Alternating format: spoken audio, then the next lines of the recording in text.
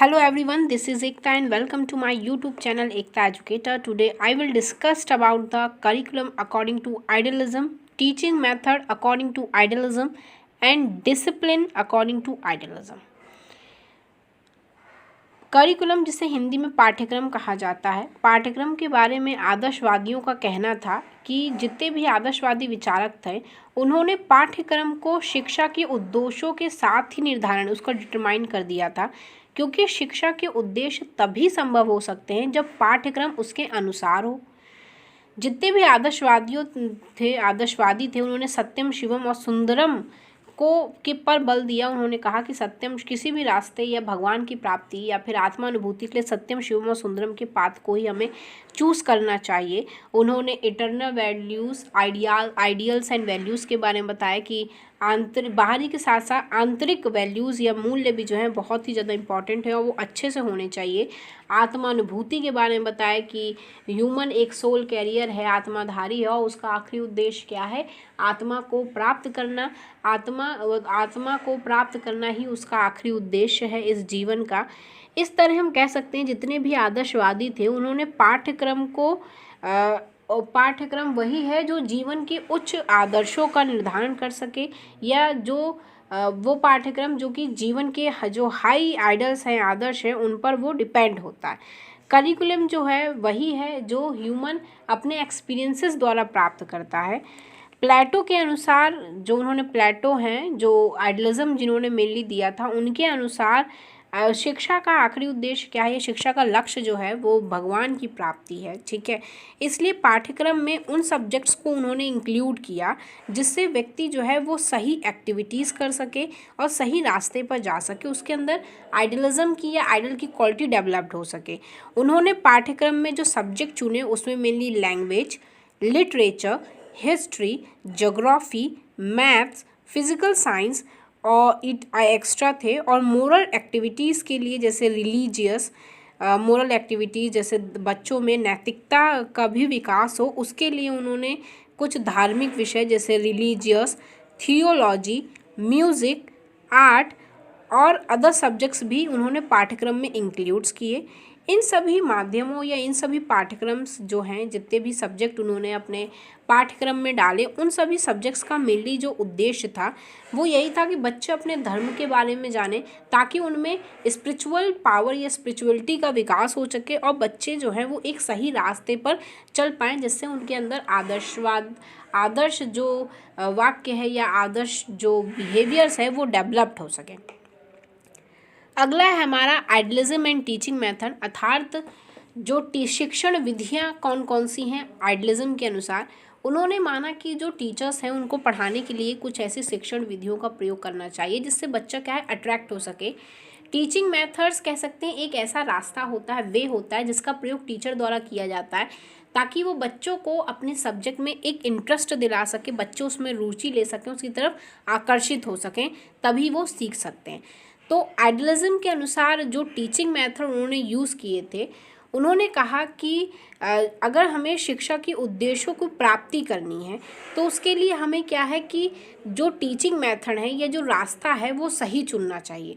शिक्षा के उद्देश्यों के लिए उन्होंने मेनली जो टीचर्स थे उन्होंने कुछ टीचिंग मेथड्स का प्रयोग किया जिसमें कुछ पर्याप्त थे आदर्श जीवन को प्राप्त करने के लिए, जिसमें बहुत सारे मेथड्स दिए, जैसे सुक्रेट्स के अनुसार, सैक्रोट्स के अनुसार जो थे क्वेश्चन आंसर मेथड, जिसे प्रश्न उत्तर विधि कहा जाता है, जिसमें क्या है टीचर बच्चों से प्रश्न पूछते हैं और बच्चे उसका आंसर देते हैं, जिसमें बच्चे भी एक्टिव रहते हैं और टीचर भी एक्टिव रहता है और दोनों ही एक्टिवली तौर पर सीखते हैं।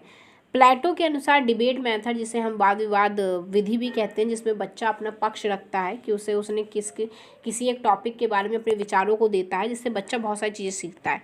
एरिस्टोटल मीन्स अरस्तु द्वारा इंडक्टिव एंड डिडक्टिव मेथड, मतलब आगमन और निगमन विधि दी गई थी, जिसमें उन्होंने आइडियलिज्म ने इन सब थ्योरियों का प्रयोग किया था, मेथड्स का प्रयोग किया था। आगमन और निगमन विधि अर्थात सिंपल से कॉम्प्लेक्स या ज्ञात से अज्ञात की तरफ या सरल से कठिन की तरफ। डेकार्ट ने आसान से कॉम्प्लेक्स की तरफ थ्योरी दी थी। हीगल जो थे उन्होंने लॉजिक मेथड अर्थात तर्क शक्ति, ताकि बच्चे जो है किसी भी प्रैक्टिकल चीज़ के प्रति एक तर्क दिखा सकें, ठीक है, उसके बारे में बताया था। पेस्टोलॉजी ने सेंसरी ट्रेनिंग मेथड दिया था। हर्बर्ट ने गाइडेंस मेथड दिए थे कि किस प्रकार से बच्चे को निर्देशित किया जाए कि किस रास्ते पर चलना है, किस प्रकार से या अपने प्रोफेशन या अपने भविष्य में ऐसा क्या करना है जो उनके लिए उपयोगी और एक अच्छा जीवन उन्हें दे सके।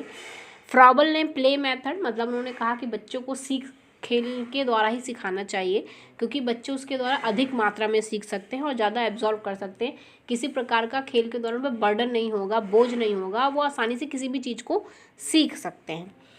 अगला है हमारा डिसिप्लिन अर्थात अनुशासन आदर्शवादियों के कैसा था। आदर्शवादियों के अनुसार अनुशासन क्या था।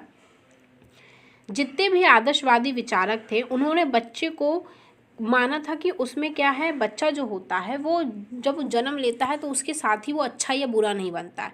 बच्चा जो होता है वो इस एनवायरनमेंट में रहता है, उसके द्वारा ही वो अच्छा या बुरा बनता है।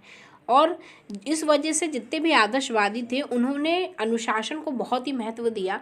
उन्होंने कहा यदि बच्चे में अनुशासन होगा, वो किसी भी चीज़ को एक परफेक्टली तौर पर करेगा या कुछ अनुशासन या डिसिप्लिन में रहकर करेगा, तो वो उस चीज़ को अच्छा कर सकता है। ये कह सकते हैं कि जो उन्होंने कहा है कि जो डिसिप्लिन है, जो अनुशासन है, वो शिक्षा की आत्मा है। Discipline is the soul of education. ठीक है, तो मतलब थॉमस लैंग्स के अनुसार, मतलब जितने ही प्रकृतिवादी थे उनका मानना था कि बच्चों पे किसी प्रकार का कोई डिसिप्लिन देना नहीं चाहिए, अनुशासन नहीं रखना चाहिए, बच्चों को बिल्कुल फ्री रखना चाहिए और उन्हें अपने आप से सीखने देने चाहिए। लेकिन जो आइडियलिज्म थे उन्होंने डिसिप्लिन को बहुत अधिक महत्व दिया। उन्होंने कहा कि बच्चा कुछ नहीं जानता, उसे हमें कंट्रोल करना पड़ेगा, उसका विकास एक कंट्रोल तरीके से करना पड़ेगा, उसको बिल्कुल फ्री नहीं छोड़ सकते हैं। जितने भी आदर्शवादी विचारक थे उन्होंने माना है कि जो आदमी है उसमें कुछ फिजिकल हैप्पीनेस, मतलब शारीरिक उत्सुकता होती है, जबकि कुछ जो होती हैं वो फिजिकल पावर्स और आध्यात्मिक पावर दोनों ही मनुष्य के अंदर होती हैं। ठीक है, उनके तरीके से या उनके अर्थ से उन्होंने कहा है कि जो डिसिप्लिन है वो एक मतलब एक सच्चा सत्य है। मतलब डिसिप्लिन के द्वारा हम किसी भी चीज़ पर कंट्रोल कर सकते हैं। चाइल्ड को अगर हमें उच्च आदर्श प्राप्त करवाने हैं तो उसके लिए हमें क्या है, डिसिप्लिन पर जोर देना पड़ेगा। उन्होंने कहा कि अगर डिसिप्लिन अनुशासन के लिए अगर हमें बच्चों को मारना भी पड़े तो हम मार देते हैं, मारना चाहिए, बच्चों को कंट्रोल करना चाहिए शुरू से ही, स्टार्टिंग से, क्योंकि वो कुछ नहीं जानते हैं। या फिर एक ऐसा अनुशासन उनके लिए बनाना चाहिए, अनुशासन से हर चीज़ समय पर, हर चीज़ परफेक्ट होनी चाहिए। किसी भी चीज़ में फ्रीली नहीं छोड़ना चाहिए बच्चों पर, उनको सिखाना चाहिए, स्ट्रिक्टली सिखाएं, चाहे पनिशमेंट द्वारा सिखाएं। ठीक है, अलग अलग वादों में अपना अलग अलग बताया गया। तो आइडियलिज्म के द्वारा जो अनुशासन है उसको बहुत अधिक महत्व दिया गया है। उन्होंने अनुशासन को फ्रीली नहीं माना है, टाइटली माना है। पनिशमेंट अगर देना चाहे तो दे सकते हैं, जैसे दंड देना हो, मारपीट भी करना हो तो कर सकते हैं। ये आइडियलिज्म आदर्शवादियों का ऐसा मानना था। थैंक यू, आई होप आपको ये वीडियो समझ आए। If you like, kindly like, so like, share and subscribe to my channel. Thank you.